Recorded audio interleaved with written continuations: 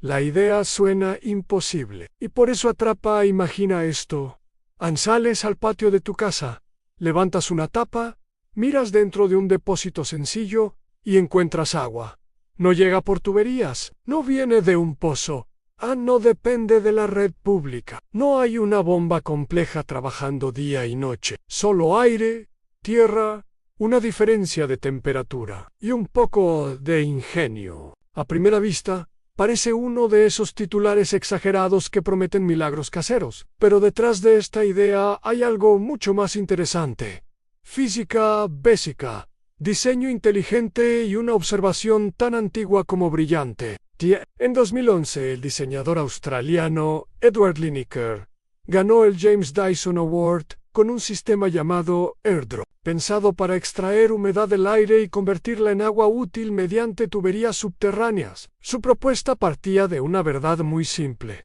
Incluso el aire seco contiene agua, y si logras enfriarlo lo suficiente, esa humedad se condensa. Wired The Guardian. Lo fascinante no es solo el invento en sí. Lo realmente poderoso es que el principio no depende de una tecnología futurista ni de un laboratorio de millones. Depende de algo que ya existe bajo tus pies en el suelo, que a cierta profundidad cambia de temperatura mucho más lentamente que el aire superficial. Esa diferencia térmica puede convertirse en una herramienta y, con materiales relativamente baratos, también puede convertirse en un experimento casero funcional. Ahora bien, conviene decirlo desde el principio, para ser honestos. Esto no es una solución mágica que vaya a abastecer por sí sola a una familia entera. No sustituye un sistema completo de agua doméstica. No convierte tu jardín en una planta industrial. Pero sí puede funcionar como sistema de emergencia, como apoyo para riego, como demostración práctica de un principio real. Y sobre todo, como una forma brillante de entender cómo la naturaleza y la ingeniería pueden colaborar sin tanta maquinaria de por medio. El agua está en el aire. Aunque no la veas, la mayoría de las personas piensa en el aire como algo vacío, pero no lo está. El aire transporta vapor de agua constantemente. A veces lo notamos cuando sentimos bochorno, otras veces cuando vemos rocío en la mañana o gotas formarse por fuera de un vaso helado. Lo invisible se vuelve visible en cuanto cambia la temperatura. Ese es el corazón de todo este sistema. El Servicio Meteorológico Nacional de Wuhan explica que el punto de rocío es la temperatura a la que el aire debe enfriarse para alcanzar una humedad relativa del 100%. A partir de ahí, ya no puede seguir reteniendo toda esa humedad en forma de vapor, así que el agua empieza a salir del aire en forma líquida. National Weather Service. Dicho de forma sencilla, el aire caliente puede guardar más agua que el aire frío. Si lo enfrías lo suficiente, deja de poder sostenerla y la suelta. No hace falta imaginar máquinas extrañas. Piensa en un vaso con agua fría. En un día húmedo, las gotas no salen del vaso, salen del aire que lo rodea. El vaso solo crea la condición adecuada para que ocurra la condensación. Eso es exactamente lo que intentan hacer los generadores de agua atmosférica comerciales. Toman aire, lo enfrían con sistemas mecánicos y recogen el agua resultante. El problema es que, por lo general, lo hacen con compresores, electricidad constante, refrigerantes, filtros y una carcasa cara. ¿Funcionan? Sí, pero encarecen un principio que, en esencia, sigue siendo el mismo. Enfriar aire húmedo para obligarlo a condensar. Y ahí aparece la pregunta decisiva. ¿Realmente necesitas una máquina compleja para enfriar el aire? ¿O podrías aprovechar una fuente natural de enfriamiento que ya está disponible gratis? La respuesta estaba enterrada desde hace siglos.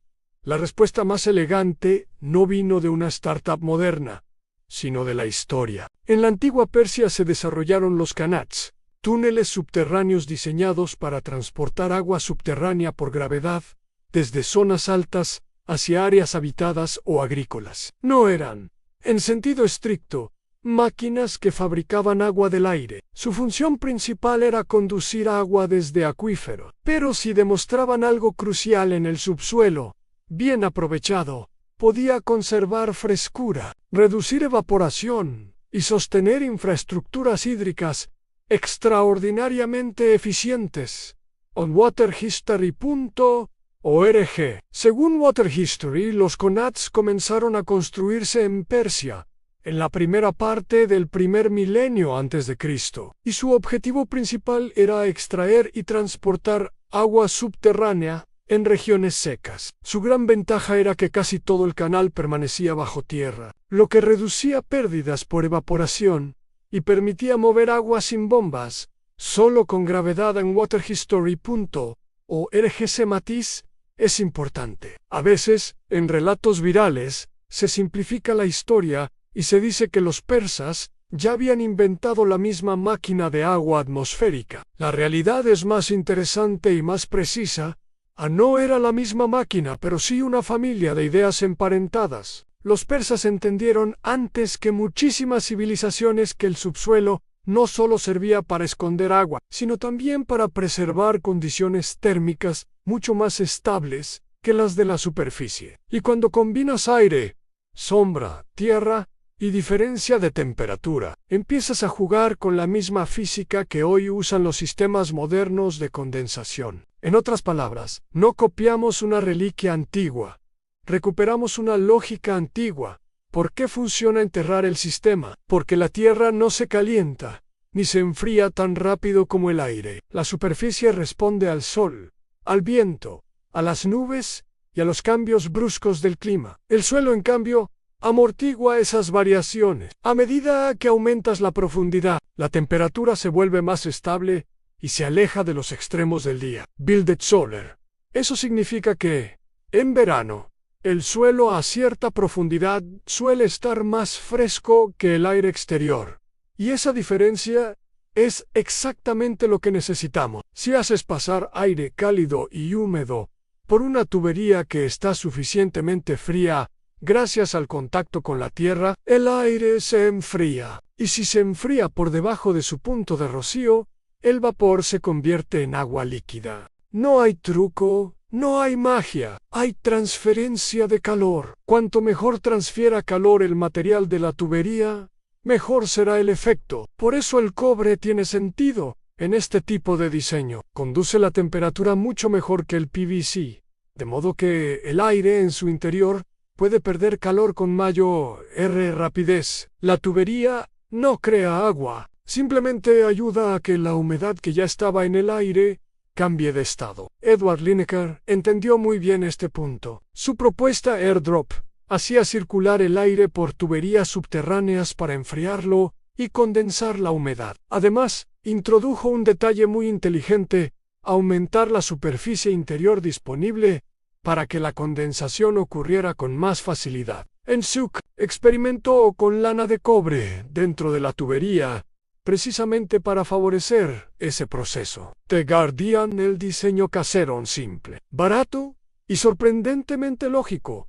Si quisieras montar una versión experimental en casa, no necesitas una lista absurda de componentes. El concepto básico puede construirse con 4 elementos: una tubería de cobre, un tramo de PVC para entrada de aire, un recipiente apto para alimentos donde recoger el agua y algunos conectores sencillos. La idea general sería esta: cavar en hoyo, colocar en el fondo una bobina o serpentín de cobre, conectar una entrada de aire desde la superficie y dirigir la salida hacia un recipiente cerrado donde se acumulen las gotas. Condense. El aire entra por la parte superior, pasa por la zona enterrada y más fresca, pierde temperatura, suelta parte de su humedad y esa agua termina cayendo al depósito.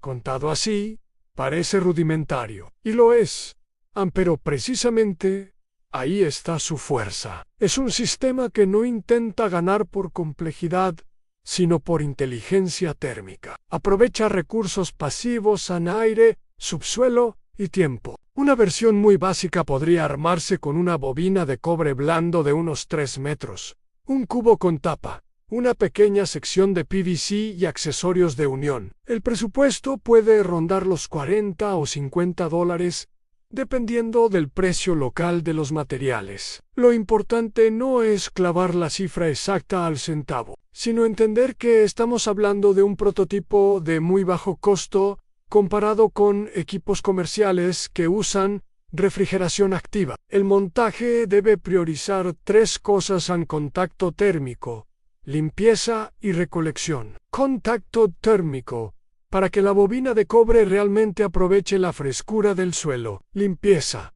para que el agua no se contamine innecesariamente durante el almacenamiento. Y recolección, para que las gotas no se pierdan por evaporación o por un mal diseño del recipiente. Como sería el proceso paso a paso: primero, se cava un hoyo de tamaño razonable. Cuanto más profundidad permite el terreno, mejor se amortiguan las variaciones térmicas. Aunque en un prototipo doméstico la profundidad estará limitada por la facilidad de excavación y por el objetivo del experimento. En el fondo se coloca la bobina de cobre. Conviene dejarla en una forma abierta o ligeramente espiralada para maximizar el área de contacto con la tierra circundante. Ese detalle importa mucho. A más superficie de intercambio significa más oportunidad de enfriar el aire. Luego, uno de los extremos se conecta a una entrada de aire que sobresale del suelo. Esa entrada puede ser un tubo de PVC sencillo. El otro extremo se orienta hacia el interior del recipiente de recolección. Idealmente,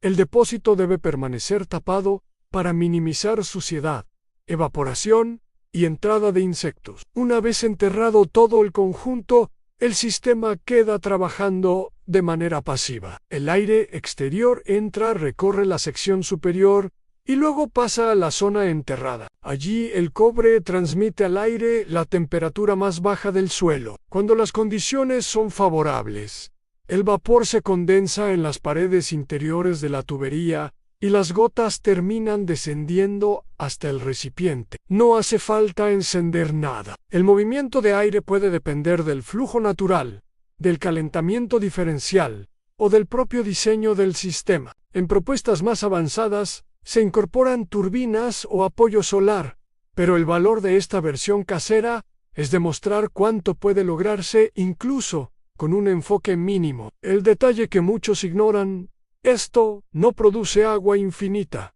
Aquí conviene bajar las expectativas y volver a la realidad. Sí, el sistema puede funcionar. Sí, el principio es legítimo. Sí, hay antecedentes serios. Pero no vas a llenar una piscina con una bobina de cobre enterrada. La captación pasiva de agua por condensación está muy condicionada por el clima. Una revisión de ACS Publications señala que la recolección pasiva por condensación puede tener rendimientos interesantes, pero está fuertemente limitada por la humedad relativa y las condiciones ambientales. En términos generales, la recolección natural de rocío suele tener un máximo aproximado de 1 litro por metro cuadrado al día. ACS Publications. Eso pone las cosas en perspectiva. Una bobina pequeña no ofrece una superficie inmensa, así que el rendimiento realista será modesto. En un clima cálido y húmedo, podría obtenerse una cantidad útil para demostración, riego ligero o respaldo. En un clima extremadamente seco, los resultados caerán, y en condiciones desfavorables, podrían ser casi simbólicos. Pero eso no invalida el sistema, solo define su lugar correcto. Este tipo de montaje no debe venderse como una solución milagrosa para reemplazar toda el agua de una vivienda. Debe entenderse como lo que realmente es: una herramienta pasiva, una alternativa de bajo costo, una idea escalable y una prueba de concepto poderosa. De hecho, una de las lecciones más útiles aquí es que la superficie importa. Si una bobina produce poco, aumentar la superficie de condensación puede mejorar el rendimiento. No porque cambie la física, sino porque le das más oportunidades al aire para ceder humedad. 2 mejoras pequeñas que pueden marcar una gran diferencia. Los buenos diseños suelen avanzar no con revoluciones, sino con ajustes inteligentes. Y aquí hay 2 mejoras especialmente interesantes. La primera consiste en calentar más el aire antes de que entre en la sección enterrada. A simple vista suena contradictorio.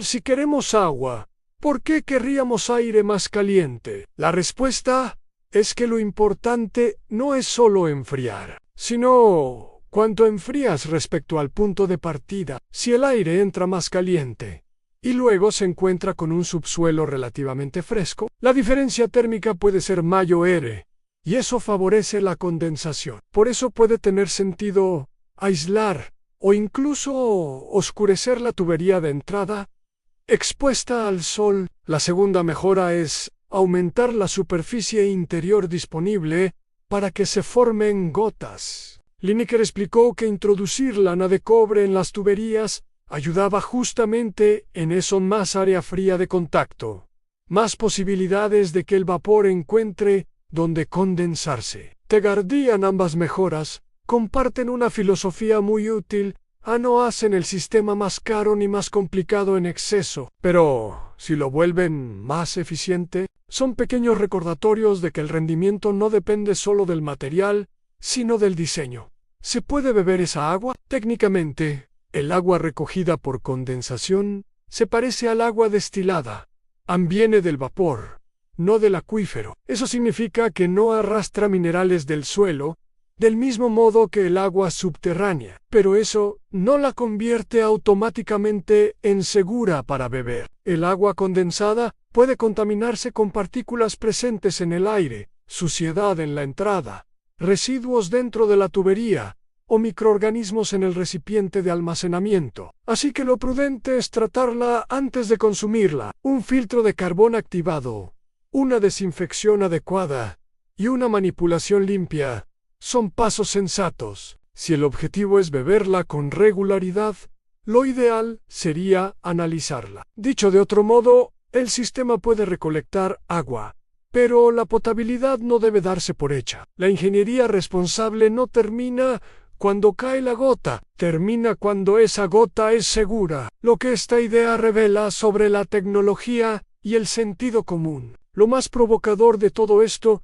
no es que exista una máquina de agua barata. Lo más provocador es que nos obliga a replantear cómo pensamos la tecnología. Muchas veces asociamos innovación con más piezas, más pantallas, más consumo energético, más precio, pero no siempre es así. A veces, innovar es quitar, no añadir; simplificar, no sofisticar; mirar un problema viejo con ojos más atentos. El proyecto de Edward Laniker fue valioso, no porque inventara una ley física nueva, sino porque convirtió una observación elemental en un diseño útil. Y la historia de los Canats demuestra algo parecido. Las grandes soluciones humanas no siempre nacen del exceso de tecnología, sino de entender profundamente el entorno. WiredWaterHistory.org. La tierra bajo tus pies no es solo suelo, también es masa térmica. El aire que te rodea no está vacío, también es una reserva móvil de humedad. Entre ambos existe una interacción constante que la naturaleza lleva milenios ejecutando sin pedir permiso, sin cables y sin manuales de usuario. Conclusión: no es un milagro, pero sí una idea poderosa. Entonces, ¿puedes construir en tu patio una máquina de agua inspirada en sistemas comerciales de miles de dólares, gastando mucho menos? Sí, como experimento funcional, como demostración práctica y como sistema pasivo de apoyo, la respuesta es claramente sí.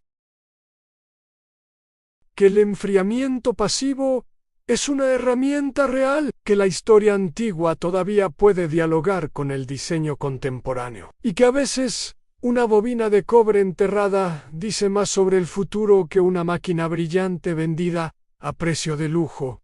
En el fondo, esta historia no trata solo de agua, trata de perspectiva, de mirar el jardín, la tierra, el calor del día y la humedad del aire, y entender que tal vez el recurso que dabas por invisible ha estado siempre frente a ti. No necesitabas inventar una nueva física, solo necesitabas aprender a usarla mejor.